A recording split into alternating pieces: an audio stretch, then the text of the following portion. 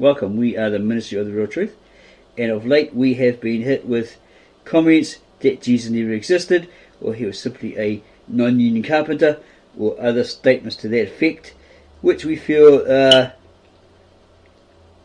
meant to undermine our beliefs, what we're presenting to all the people. Christianology, or Christianity, theology, that belief system, and possibly a ruse to push one to conform to someone else's opinions, views, perspectives, understandings, belief system, etc. So we decided to go deep, and even deeper, and dedicate through our own personal research to determine that Jesus Christ actually did indeed exist, that he existed. To quote Bart D. Ehrman, top theologian, even though he's a atheist agnostic, in one of his debates said, yeah, he strongly believes that this Christ Jesus did exist, but he's pretty sure it's not the one that everyone's being dished out today. Right? This candified Jesus, gimme Jesus, one of the money schisms, and so forth. This is our understanding of that, right? Yes, that's what we see today. Okay, so these particular people, with their religious or some other religion, belief system, be it Judaism or Islam or even Christianity, are coming at us because they've got some sort of hidden motive, agenda. They're propagandists, and again they want us to conform to their way of thinking, their belief system, etc. That theirs is the way, the only way, this is the truth, they're exclusive, they're right, we're totally wrong, we don't know what we're talking about. In a debate between a rabbi or imam, whatever, we'd be defeated and all this sort of stuff. They just don't know us at all, right? Okay, and so forth. Okay, so we're going to look from different angles, right? Okay, from several different angles. Did somebody actually sit down with Jesus in front of them and actually have a chat with him? That's historically recorded. It's say an ancient manuscripts, you can't mess with those, etc. None of these silly fairy tale NDEs, said visions, etc., etc. We're leaving all that out. We're going to take several different angles by looking at the claims of the supposed original, ancient, very old Apostolic Assyrian Church of the East, founded by the disciple Thomas, etc. And these texts that, the texts of like what Christ said and what he did as witnesses. Somebody wrote it down, and then when the church in Jerusalem, etc., was burnt to the ground, they fled across lands. They founded this church, the Apostolic Church of the East, and then gave these supposedly these texts to the high priest of that church that were appointed, right? And they hid them from the Roman Catholics. Constantine wanted to destroy that entire church, and also the Mohammedans or Islam at that time, who just basically wanted the land. They hid these texts for over 2,000 years, therefore preserving them, and this is attested by certain patriarchs of that particular original Apostolic Orthodox Church, translators and others. But unfortunately a lot of it's in Assyrian language, and we've talked to Assyrians and they say they don't like their history, can't stand their own history, but they're quite amazed that we're delving into it, and our pronunciation of many of their words is pretty spot on, and that we Antarcticans are 99% accurate in what we're saying. And we also have come across Syrians that protested here against the ISIS or Al Qaeda or somebody moving into Syria and kicking them all out of their homes and stuff, and talked to them about this translator, Aramaic speaking translator from Bet Narain, who translated these original ancient manuscripts, the Old Testament, Lishana Atika, Aramaic, Tav Ashrit, sister language of the Tav Ivri, the ancient, very old Hebrew, into the nearest English equivalent, etc., etc. And everything we told him that we found out about him, this particular man that we asked questions of during that rally, that protest, said yes, this guy Victor N. Alexander is exact in what he was saying. They use, no one knows the original language, they don't speak it, because most of those people are dead, or those people who can still speak that old language can't speak English, they can't translate it for you. So they use it, they read from it using a modern vernacular, a modern dialect, to their people who also speak and read that, read, speak, write in that particular language, but they do add some Arabic in their churches in Syria and so forth. So we strive to bring the real truth, the whole truth, and nothing but the truth, and provide the evidence,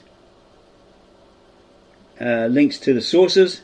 Yeah, we come across them and we verify, yes, this is what we said in another video, and here it is. Straight from the horse's mouth, from the historical records, from a patriarch, whoever is stating it. We can back it up as well, if we need to, with a second or a third person to establish those facts.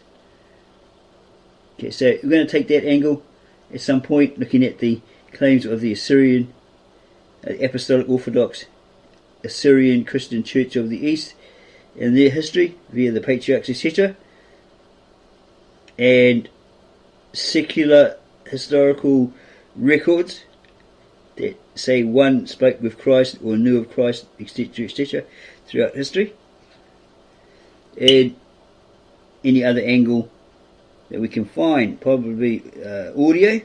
But the trouble with the Assyrians, again, they don't speak or translate it into English, and you try to talk to them through contacting them, say through YouTube chat site, whatever, and they just don't want to talk about it. They don't want to talk about their history. So next step will probably go to a local, a distant Assyrian Church of the East here, and sit down with the priest there, see what he knows, see if we're right, so he can tell us where we're going wrong, present it all to him, spend a lot of time with him, and those people who come from that country, okay, Iraq, etc., from Assyria, Mesopotamia, and so forth. We have joined a group on Facebook, the Assyrian Church of the East. They've accepted us, etc., and we're trying to get hold of this lady that's doing the artwork, stitchings of the old Assyrian wall reliefs, etc., etc. Okay, so we have come across this book. This is one of the first angles we're going to start. We're going to start with the supposed Assyrian, the original Assyrian Apostolic Church of the East, or the Apostolic Church of the East, founded by St. Thomas, and probably along with the help of Thaddeus, Bartholomew, or Peter even. Okay. And this book here is called The Oldest Christian People, a brief account of the history and traditions of the Assyrian people and the faithful history of the Nestorian Church. Can expand it for you.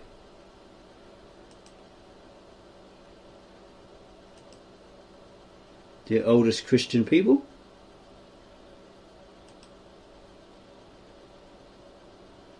A brief account of the history and traditions of the Assyrian people and the faithful history of the Nestorian Church by William Chauncey Emhardt, and his daughter's qualifications there, and George M.Lamsa, a native of Kurdistan, Syria, so he probably would have spoke the Syriac, and whatever dialects he also spoke. A representative of the American branch of the Archbishop of Canterbury's Assyrian Mission. Introduction by Reverend John Gardner Murray, presiding bishop, in 1926. Published around 1926. Printed and published around 1926. And here's a dedication to this lady in America. You probably helped them out, or it's a friend of theirs. Contents: remnants of the Assyrians, Assyrian traditions, and so forth. Final settlement, post-Lude bibliography and index. Preface. We must look to the biblical records for the most picturesque portrait and accurate information relative to the history and power of the ancient Assyrian Empire. Yet it was not until 1842 when Emhardt, the French consul at Mosul, discovered the long-buried Assyrian cities, temples, relics and chronological records that the world knew of the highly developed civilization which had once existed in the Mesopotamian desert. Emhardt's discoveries also included the magnificent palace of the Emperor Sargon, remember Sargon I, which it said that the Moses story of him being put in a basket and set on the Nile River was based around. At Khorsabad, built 1722. That's Sargon at Khorsabad, built 1722 BC. This discovery has stimulated interest in further search for other long lost treasures. And then he makes a thank you to Sir Henry Rawlinson. His most valuable service in finding the keys of the Assyrian language and deciphering ancient codes and texts. Since these discoveries were made, scholars have been translating Assyrian tablets, that's the cuneiform tablets, and throwing light upon ancient history as well as upon the history of religion. The word Assyrian is derived from the Aramaic word Ashur, which comes from the word Athra, land. Even today, some of the Assyrian tribes use sh for t. Ashur, which means landlord, is often used as the name of Assyrian kings, just as Indian Maharaja is, while it also means the owner of the land. Furthermore, Ashur is also used to refer to God. While the Bible states that Ashur was the son of Shem, that's a different Ashur, that's A-S-H-E-R. Or maybe they're right here. We're thinking of the Jacob, the grandson, something like that. Could be right here. That Ashur was the son of Shem. Genesis 10:22. Sorry for that mistake if we've made it, because there's like two Ashurs mentioned in the Bible. This one here, right? Probably the forefather of the Ashuri, or Ashurites, the Assyrians, and there's also Jacob's grandson or descendant, Ashur, A-S-H-E-R. The Greeks don't have this, so they put A-S-S-U-R. That's how they render it. The Hebrew name for Assyria is Beth Narine, the land of the rivers, and the Arabs called it Athra al-Jazira. The Greeks called it Mesopotamia. They have an N suffix on the end of that word, the IA, okay, because the ear is a Greek / Latin loan word, meaning that these were the possessors of that land.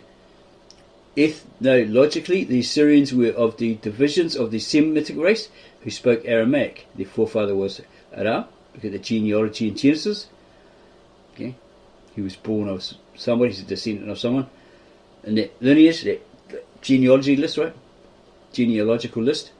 And that's where this language came from. See, here's the N prefix here, a suffix, ik, yeah, which means that that language was owned in the possession of these particular people who spoke this certain language, and they probably said, well, it's the language of our forefather, our great ancestor Aram.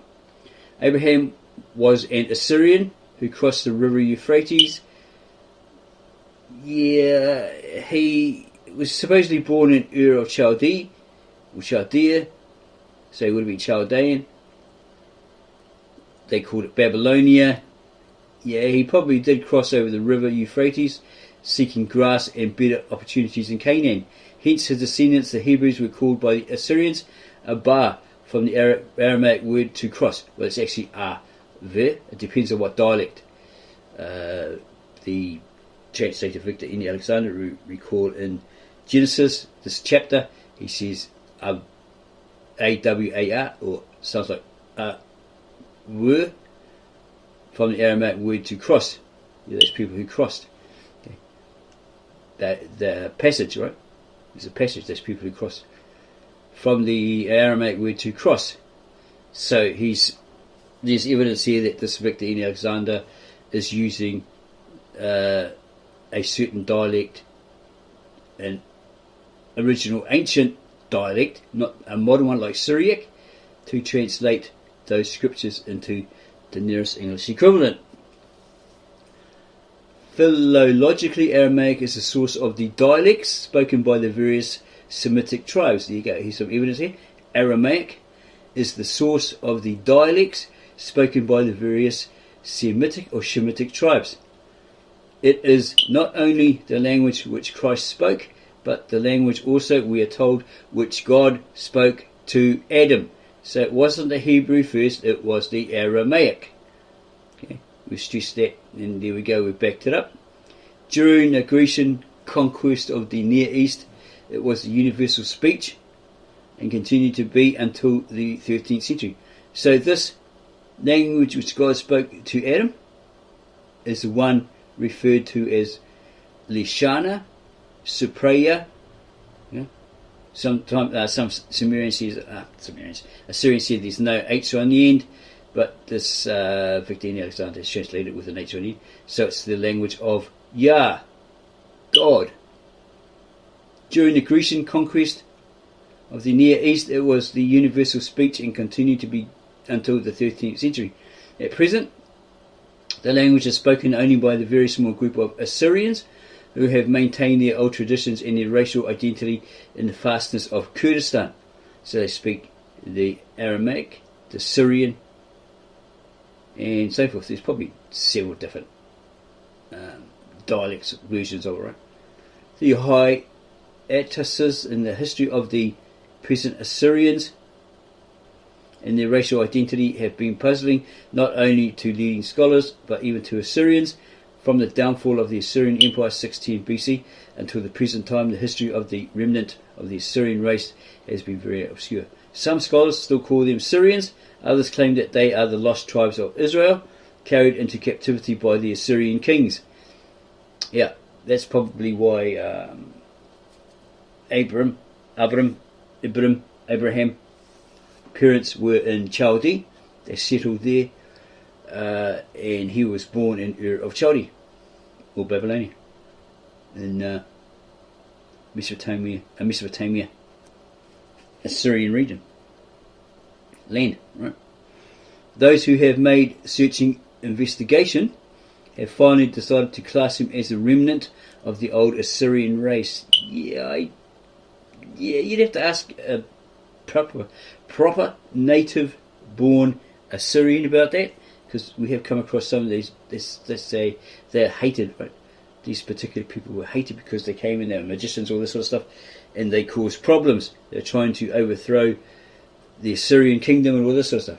That's supposedly their history, right, that they've relayed to us.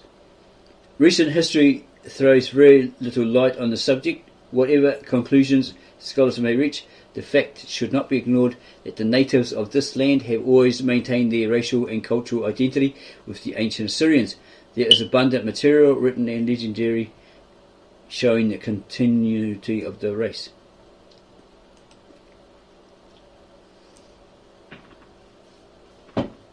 The introduction. The interest shown by the last four archbishops of Canterbury in the preservation of the ancient Assyrian, erroneously called the Nestorian Church, is sufficient evidence of the importance this little church holds in the eyes of Christian leaders. History justifies this assumption. That the church is strategically placed and traditionally endowed for an important mission in the Near East cannot be doubted. Semitic in its origin and traditions, approaching the Persian with an understanding born of close association for millenniums, almost indigenous in India, and filled with a missionary spirit, favoured by special recognition by the Prophet Muhammad. At some point, which we already covered in a video, he was actually quite nice to him. They lived, alongside him, sort of thing, got on really well with him. He may have been the person that approached one of those caliphates and persuaded him to be nice to them, treat them nicely, all that sort of stuff, because he had a thing for those people of the book who really liked him, and so forth. No. They were almost indigenous in India and filled with a missionary spirit, favoured by special recognition by the Prophet Muhammad. This little church seems a natural organisation for producing prophets to the Mohammedan world. The writers of this book endeavour to trace and outline the rise and fall of the ancient church of Assyria. We are told of the founding of a church among people speaking the language of our Lord, the language our Lord spoke, the Galilean Aramaic, who found in him the fulfilment of those prophecies which the calamitous experiences of the Hebrew had made current in Mesopotamia, as well as Syria and Palestine. Okay, you need to understand that when you look at the scriptures, Abraham was born in Ur of Chaldea, so that makes him a Chaldean, and it wasn't until these certain people, they may have met up with Heber, Heber, you see him in the genealogical list in Genesis. They may have crossed paths, they may have merged with them, but it wasn't until they made this passage from one place across a river, okay, or across a mass amount of water, that they then became known as the Awer, or in English, the Hebrew. Okay? And it may point to that guy, Heber, being the forefather of them, these people originally. Something along those lines. Okay, in this book they follow the church in its effort to preserve the integrity of the faith and its simplicity. Their triliteral language, that means that like it was three-part, was not capable of expressing triliteral. Their triliteral language was not capable of expressing the subtle distinction of Greek philosophical thought upon which the more analytic theology of the West is based. The period of missionary development challenges our attention and evokes our admiration. We grieve as the Tamerlane draws over this ancient church and people the darkening shadow of oppression and decline. They were really cruel to them, gave them a hard time in their era, the Tamerlanes, or Tamerlane, and they went through a lot of oppression and decline. Confined at last to their mountain fastness, the little remnant continued steadfast in the faith. Trial, suffering, abundant opportunity to prosper through apostasy has left them unshaken. So through all, as we stated in other videos, for those 18 centuries or 2,000 years or whatever, that they were persecuted, called heretics, martyred, all this sort of stuff, they remained unshaken in their faith. They are not a gentle people, but their courage and daring have been consecrated to the cause of Christ. Yeah, because they used to be like this big warlike nation. They like would march, and other armies would literally poop their pants because they know how savage they were. Right? You'd end up being a plaque, your head up on the wall in the drinking hall or whatever, the kingdom. Yeah. They frightened a lot of people. They were savage when they were at their strongest. They are not a gentle people, but their courage and daring have been consecrated to the cause of Christ. The course of Christian history might have been changed had not this valiant band remained staunch as a bulwark at the strategic frontier between the Muslim of the Near East and the Muslim of the Far East. The Turk, out of respect for their valour, for their courage, their bravery, etc., and doubtless in defence to the promise of the Prophet, possibly Muhammad, had shown them respect and consideration not vouchsafed to other subject nations. With the Kurds, with whom their nation is commingled, supposedly the Hittites, the Kurds were there originally. There's a bit of a squabble that went on that the Kurds were the original inhabitants, and some Mesopotamians or whatever say, nah, Assyrians say, nah, you weren't, all this sort of stuff. Yeah, but history we found shows that these Hittites and these descendants of the Kurds were there near their beginnings, right? During the Great War, they chose the harder way, and despite the instinctive warning of self-interest, they threw their lot with the Allies, because what the Allies promised them was to get their land back. They'd lost land, etc., and they were going to give it back to them if they fought in the World War with them, for them. For this they suffer today. Great Britain, conscious of her indebtedness to her smallest ally, has stimulated the dedicated machinery of the League of Nations to action in their behalf. The recent decision of the Court of the League does not meet the request of Great Britain or the hope of her ally. It does, however, give some assurance of better living conditions and larger opportunity to the Assyrians. Okay, this is published in 1926, right? Okay. So, either World War One or World War Two, they were promised land back, that they've lost all this sort of stuff, and then the British did a dirty on them and reneged. That's what we found through people, Assyrians actually telling us this, right? Historical records as well, stating that they'd done a dirty on them. These mountain people will no longer be compelled to live in the plains. Dr. Emhardt, in his report to the National Council of the Episcopal Church of Investigation made him in 1924, called attention to the decreasing vitality of these people. Yeah, they're suffering so much that they're, not quite wiped out, non-existent, but they're still struggling and carrying on, surviving. And the devastating infant mortality, and stressed the need of the return to the mountains. The Episcopal Church had recently in that time, sent a priest and a layman as the nucleus of an American unit in the Archbishop of Canterbury's mission to the Assyrians.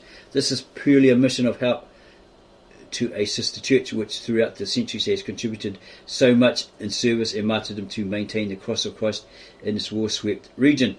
The writers of this particular book are qualified to speak. One is an American priest who has followed this ancient church with loving interest for more than a quarter of a century, and has recently, or at that time, prior to the publishing of this book, visited the Kingdom of Iraq. The other is a native Assyrian born in Kurdistan, that would be George M. Lamsa, in Kurdistan, educated in the English College at Urmia, Persia, and also at their own theological seminary of Virginia. He has lived with his people in Europe and in North and South America. It is to be hoped that this book would justify the interest of those who know, love and admire these people in the effort to maintain themselves as a national entity and a Christian communion. John G. Murray, presiding bishop. Maybe this guy was a Roman Catholic or something. They went through so much crap, and in about 1900 these missionaries went to Urmia and they tried to translate the King James Bible into Syriac, and they botched it. A lot of the people, these missionaries convinced them to convert to the Christian, their Christian church, their system of religion, right? And they left their place converted to this. They were once called the Souri, S-O-U-R-I, but they lost that title, or it was replaced by this word Christian. Okay, while those others still clung to that title, Souri, etc.